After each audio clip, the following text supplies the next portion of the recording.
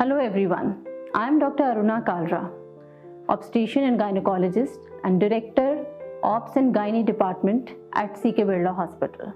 Today we are going to discuss how to strengthen the immunity of premature babies to tackle long-term complications. Premature delivery or premature birth. Why does it happen? There are risk factors. First of all, if mother is suffering from any kind of infection, whether it's blood infection, urinary infection, dental infection or vaginal infection, we should be treating all type of infections during pregnancy to prevent preterm labor or premature birth. Sometimes there can be other reasons as well. High blood pressure during pregnancy can cause prematurity. Low birth weight or growth restriction of baby in utero can also lead to premature birth. Sometimes it can be because of cervical incompetence or weak uterus. What we should be doing during pregnancy to prevent preterm birth? First, we should eat healthy. We should include all green leafy vegetables, colored fruit, and we should not refrain from one type of fruit or other type of vegetable. Like there are myths, pineapple should not be taken or papaya should not be taken, which are only myths. These are rich in vitamin A, and in moderation you can have every kind of fruit and vegetable to boost your immunity as well as your baby's immunity in your womb. During pregnancy, you should be going to your obstetrician regularly. Initial visits would be after every 4 weeks. After 28 weeks, your obstetrician would be calling you after every 14 days. And after 36 weeks, you would be going after every 7 days. During these antenatal visits, we would be checking your blood pressure, your weight gain, and few investigations to check whether you have any kind of infection, your blood sugar is normal, your hemoglobin is good. So you should be going for regular antenatal checkup, one. Second thing is we would be giving few vaccinations to you to protect you as well as your in utero fetus. Flu vaccination is very important.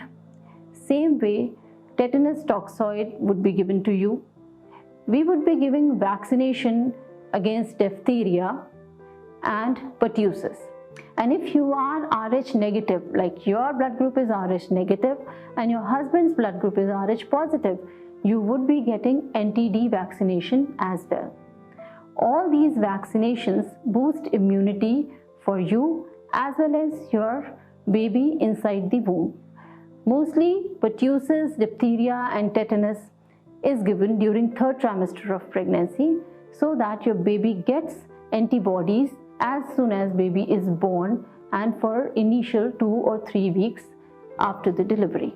Once you cross 36 weeks, we would be discussing birthing plan with you. We would be explaining what are the signs of labor. There are 3 signs of labor. One is show or blood-stained mucus plug would be released.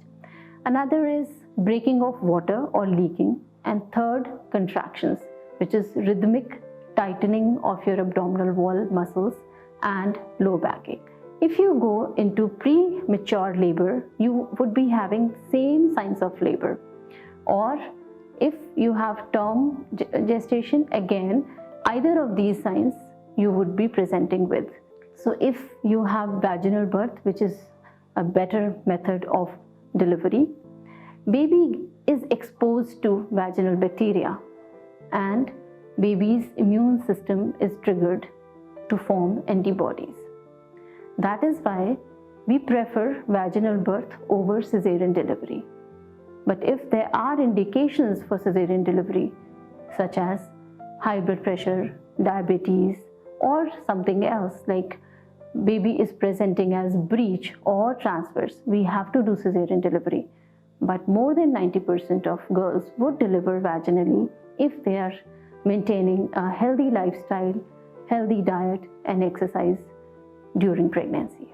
So once you have your baby in your lap, you are a responsible mother.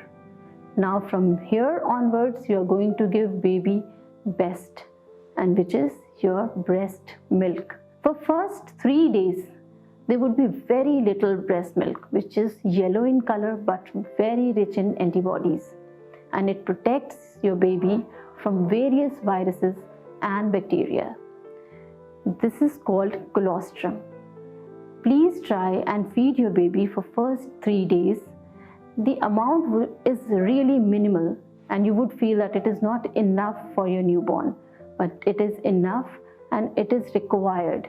So we should not be going for an easy way, giving toffee to the baby instead of colostrum, the very required milk which contains lots of antibodies to fight against many viruses and bacteria.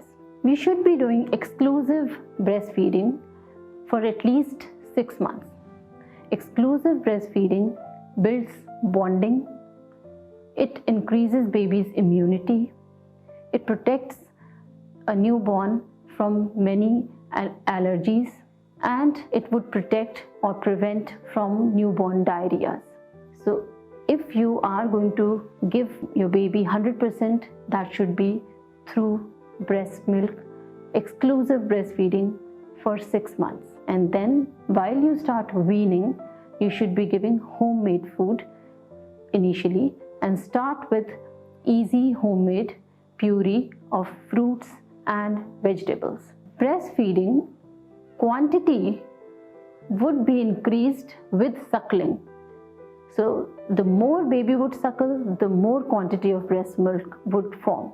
But quality of breast milk would be increased with good diet, good amount of fruits, vegetables, dry fruits, and all galactagogue spices, which in India we make in the form of panjiri or laddus, which contain jeera, dhania, ajwain, kamarkas, gond, makhana, dry fruits.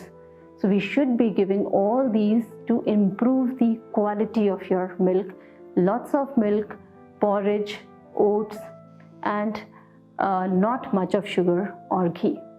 So you build your immunity with healthy diet, and that healthy diet would be going to your baby through your breast milk. So stay healthy and breastfeed your child to give your premature baby a healthy and happy life. To tackle long-term complications in premature babies, what all you should do? You should eat healthy during pregnancy.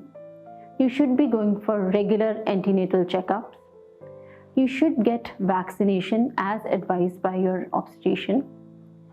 You should breastfeed your child for exclusively for 6 months and for at least 1 year to build your newborn's immunity.